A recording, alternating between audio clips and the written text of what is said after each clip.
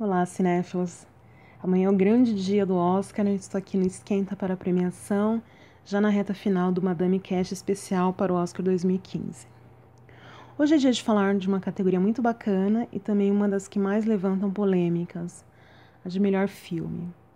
Decidi dividir esse Madame Cash em duas partes, sendo a sequência será estilo ranking, começando com aquele menos expressivo em comparação aos demais e chegando aos melhores colocados.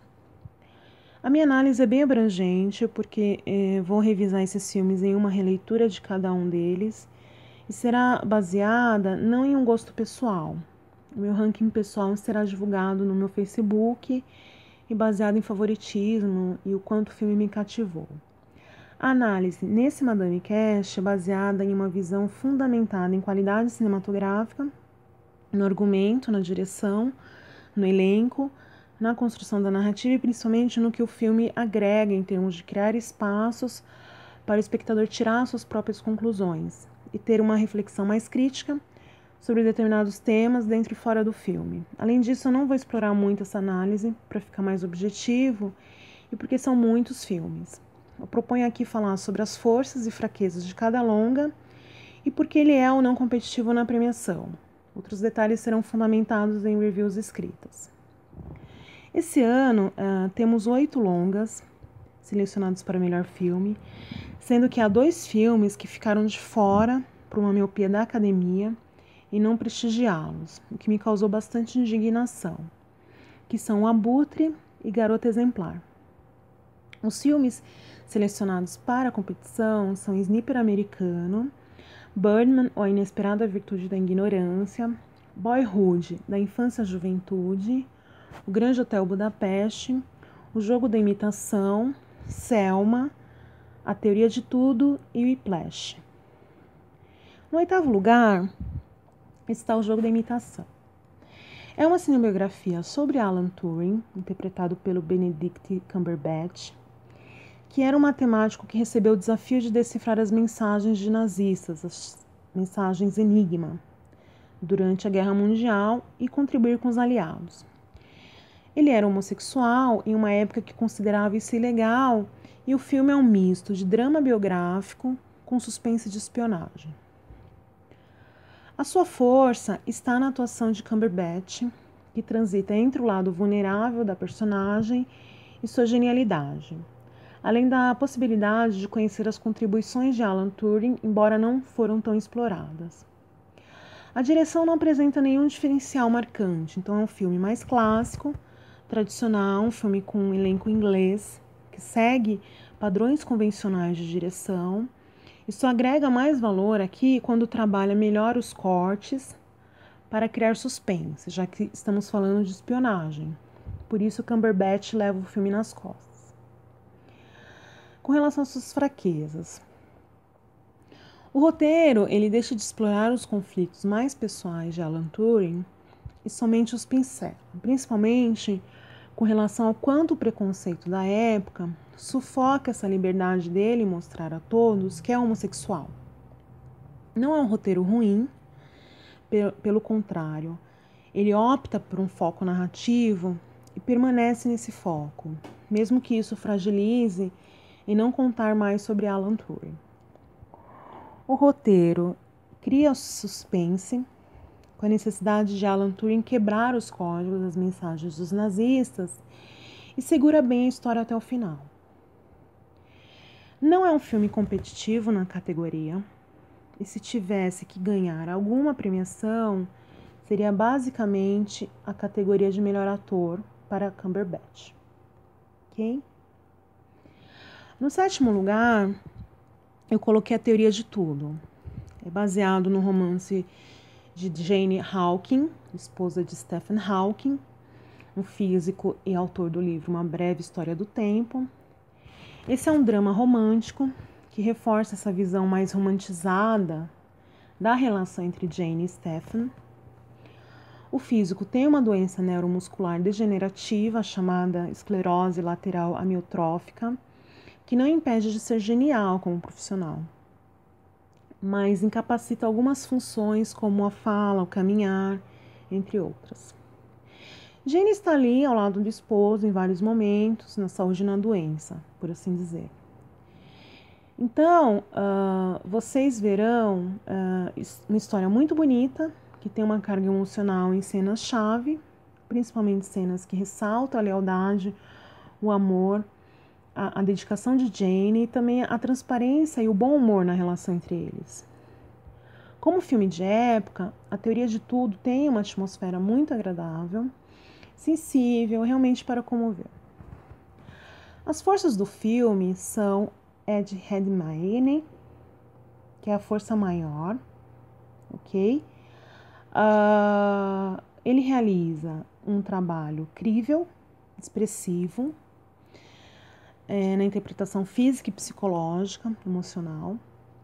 Traz a cada cena o carisma e humor de Stephen Hawking e tem um cuidado especial para não ridicularizar uma personalidade que é respeitada na comunidade científica e entre outros admiradores. Se for para fazer uma brusca comparação, o Ed Redmayne ele faz um trabalho similar ao de Julianne Moore em Para Sempre Alice, porque ambos interpretam pessoas brilhantes em suas áreas científicas de atuação, que tendem a criar uma empatia natural com o público e que sofrem de doenças que as incapacitam em funções neurológicas motores. Embora eu não tenha lido o livro de Jane Hawking, o roteiro mantém uma regularidade narrativa, porque ele não inventa situações mirabolantes, dramáticas ao extremo, que poderiam gerar uma novela. Como é um filme que tem uma base romântica e uma personalidade feminina que tem que segurar a barra do casamento e da manutenção da família, em alguns aspectos, esse filme tem tenacidade na narrativa. Ele é equilibrado, por isso ele é bonito, comovente sem ser piegas. Ok? Com relação às fraquezas, assim como O Jogo da Imitação, A Teoria de Tudo é um filme britânico e é também mais convencional na direção. Embora tenha uma fotografia de época bem convincente, realizada, e uma montagem satisfatória que não compromete a fluidez mais linear da história, a direção se destaca mais no quesito de direção de atores que no frescor da direção mais técnica. Ok? Não é um filme competitivo para o Oscar, e o brilho do filme é o Ed Redmayne, que já ganhou vários prêmios como melhor ator e vai brigar por esse Oscar com Michael Keaton de Birdman no seu encalço. Tá? No sexto lugar, eu incluí Sniper Americano. Está aí um filme bem polêmico,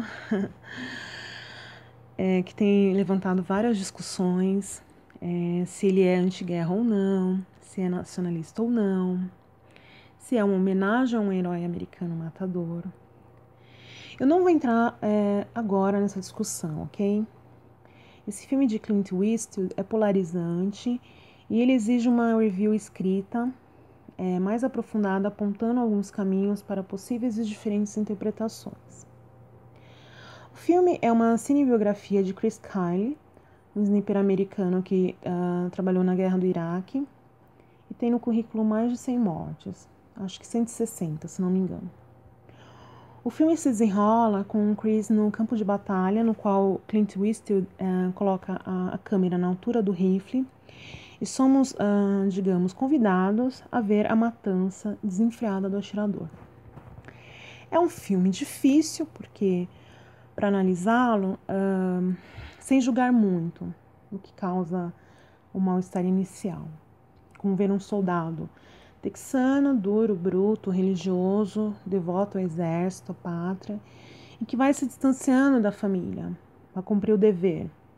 Né? Então, é preciso ter certa tolerância para analisar o filme, mas é um bom longa de Clint Eastwood e com uma interpretação mais madura de Bradley Cooper. Como forças, eu destaco primeiro a direção e depois o ator Bradley Cooper.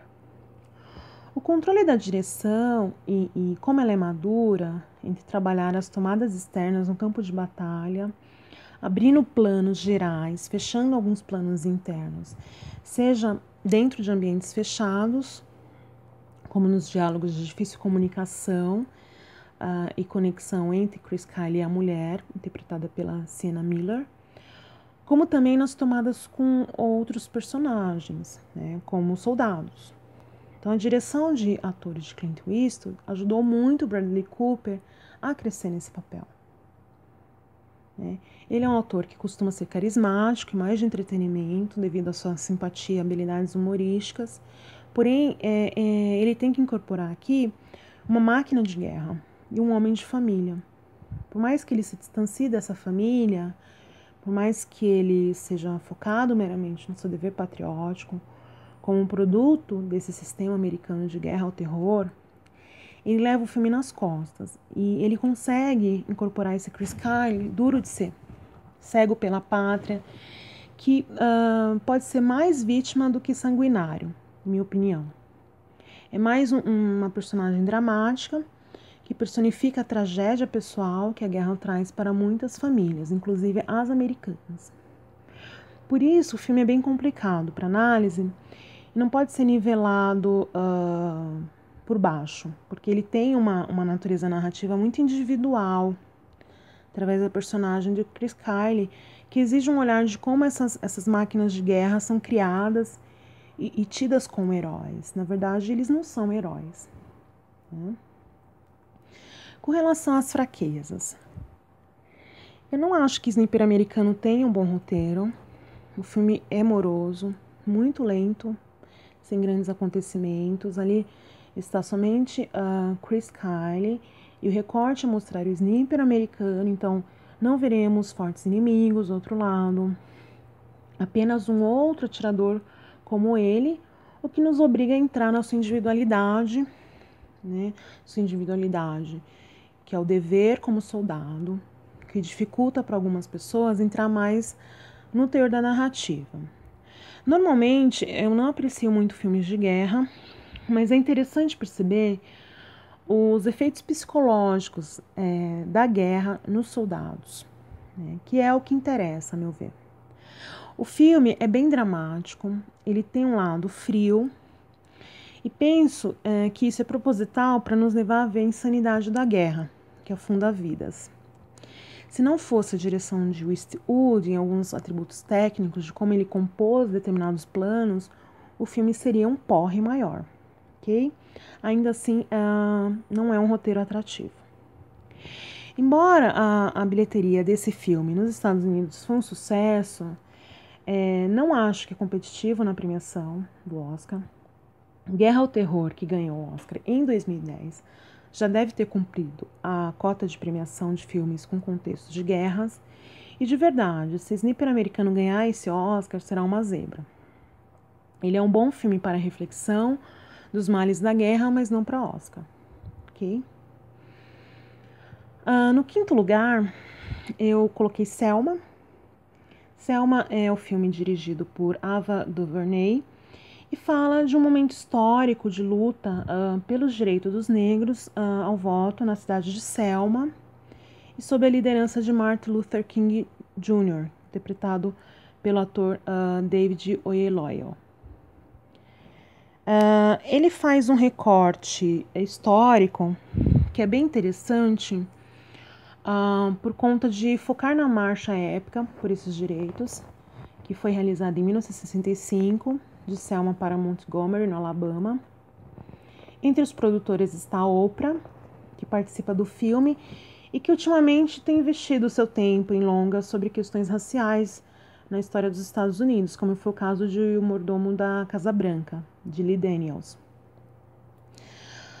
As forças do filme são muitas, assim, embora não são forças facilmente comerciais, como contar uma história pessoal de um astro do cinema, por exemplo.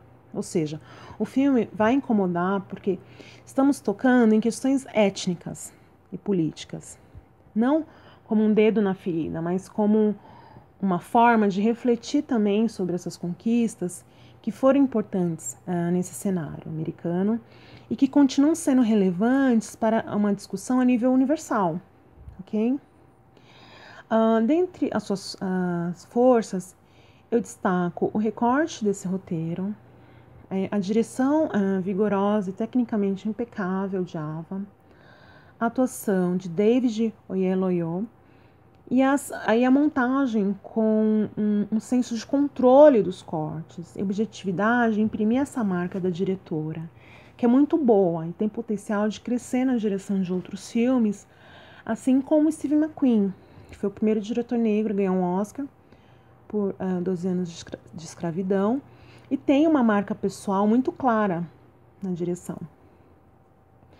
Nos planos que Ava faz com os conflitos entre policiais e civis negros e os planos da marcha em Selma são exemplos de primor de construção e orquestração narrativa, e principalmente ela tem bastante senso de direção de elenco e também de montagem, ok?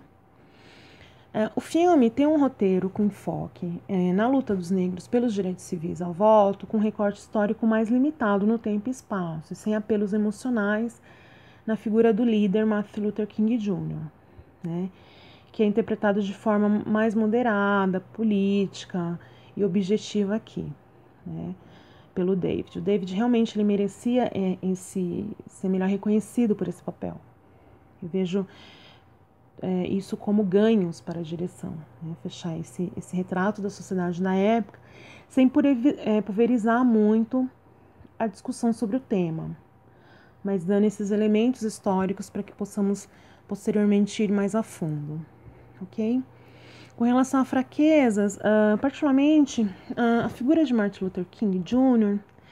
poderia ser um pouco mais carismática, motivadora e empática. Aqui ele é mais moderado no comportamento. Quando pensamos em líderes negros ou fortes personagens negros em filmes importantes, como Nelson Mandela, interpretado pelo Morgan Freeman, em Invictus, ou Forest Whitaker em O Mordomo da Casa Branca, eles são mais carismáticos. Talvez esse Martin Luther King Jr. poderia ter sido um pouco mais inspiracional na interpretação, mas isso não chega a comprometer o longa. Ok? Na minha visão, Selma poderia ser competitivo no Oscar na categoria de direção, não ganha melhor filme, mas seria forte na direção se a academia não tivesse sido injusta, né, e não incluir. É forte concorrente a ganhar como melhor canção original com Glory, né, do Como e do John Legend. Ok? Obrigada, pessoal. Fique ligado na parte 2 da categoria de melhor filme, que terá análise de O Grande Hotel Budapeste, Whiplash, Boyhood e Birdman, ok? Beijos da Madame.